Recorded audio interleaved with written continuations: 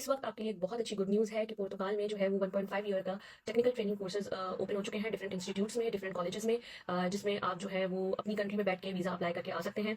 Europe के लिहाज से बहुत ही मुनासिब फीस स्ट्रक्चर है उसका, और 1.5 साल की ट्रेनिंग के साथ साथ वो आपको इंटर्नशिप भी प्रोवाइड करते हैं। तो देर मत कीजिए और कोशिश कीजिए कि आप इस ट्रेनिंग कोर्स को अवेल करें, ताकि आप कुछ नया सीख सकें। पुर्तगाल में जो टेक्निकल ट्रेनिंग कोर्सेज हैं वो उन तमाम लोगों के लिए है। उसका क्राइटेरिया ये है जिन्होंने अपना कॉलेज पास किया हुआ है और वो यूरोप स्टडी के लिए आना चाहते हैं। इसकी एलिजिबिलिटी बहुत आसान है। अगर आप 18 साल के हैं और आप जो है वो AI बेस्ड टूल लर्न करना चाहते हैं जो बहुत डिमांडिंग है हमारी जॉब्स के लिए, और शॉर्ट कोर्सेज करना चाहते हैं, तो आप इसके लिए एलिजिबल हैं। वो लोग जो 18 साल की उम्र के हैं या उससे ज़्यादा हैं वो इसके लिए अप्लाई कर सकते हैं। इसके लिए कोई स्ट्रॉन्ग लैंग्वेज रिक्वायरमेंट नहीं है। अगर आपको जो है वो बेसिक इंग्लिश इतनी आती है कि आप जो है वो समझ सकें इंग्लिश और अंडरस्टैंड कर सकें और अपने एग्जाम्स क्लियर कर सकें, तो आप यकीनन इस कोर्स के लिए अप्लाई कर सकते हैं। इस कोर्स के लिए की जो नौयत है वो तकरीबन 1.5 साल है, और इसके लिए जो है वो पुर्तगाल का स्टडी वीज़ा अप्लाई होता है। अच्छा, मैंने पुर्तगाल के टेक्निकल ट्रेनिंग कोर्सेज़ की डिटेल्स जब डाली हैं अभी, तो मेरे पास कुछ क्यूरीज़ आई हैं, क्योंकि मैंने डिफरेंट प्लेटफॉर्म्स पे भी डाली थी कि अगर हमारा एडमिशन आ जाता है और हमारा वीज़ा फ़ाइल नहीं होता, अगर आपका वीज़ा फ़ाइल नहीं हो पाता है या रिजेक्शन आ जाती है कोई, तो आपको यूनिवर्सिटी जो है वो basic application charges cut down करके बाकी की अमाउंट आपको वापस कर देती है जो आप एडवांस पे करते हैं, नंबर 1।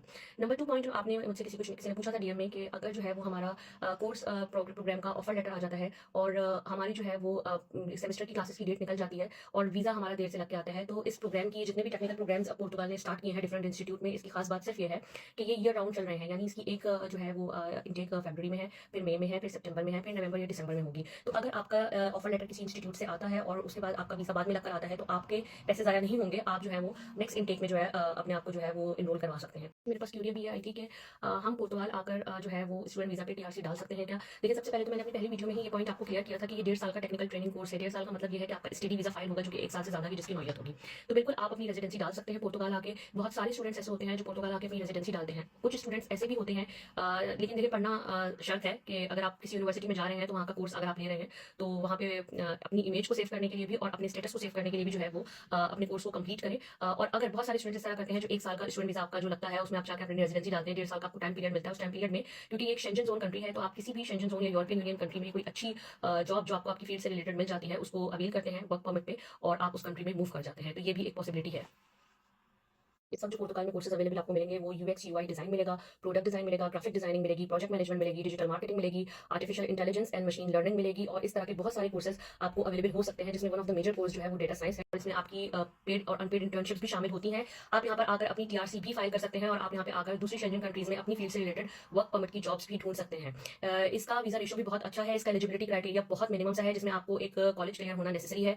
जरूरी नहीं है कि सिर्फ कॉलेज क्लियर वाला ही कर सकता है। College clear minimum education required है। बैचलर्स मास्टर्स वाले भी इसमें अप्लाई कर सकते हैं। जिनका एज गैप है और उनका वर्क एक्सपीरियंस अच्छा है, वो लोग भी इसमें अप्लाई कर सकते हैं। इसमें किसी भी हार्ड एंड फास्ट बहुत ज्यादा हार्ड लैंग्वेज रिक्वायरमेंट की जरूरत नहीं है। इसमें आपका जो है वो बेसिक आपकी स्पीकिंग इंग्लिश होनी चाहिए कि आप इंग्लिश को अंडरस्टैंड कर सकें, और आपके कुछ जो है वो वर्क एक्सपीरियंस से रिलेटेड अगर आप जो कोई कोर्स कर रहे हैं तो उससे रिलेटेड आपकी बेसिक नॉलेज हो तो अच्छा है। अगर नहीं भी हो तो भी आप इस कोर्स में अप्लाई कर सकते हैं और आप इसके लिए एलिजिबल हैं। Thank you so much.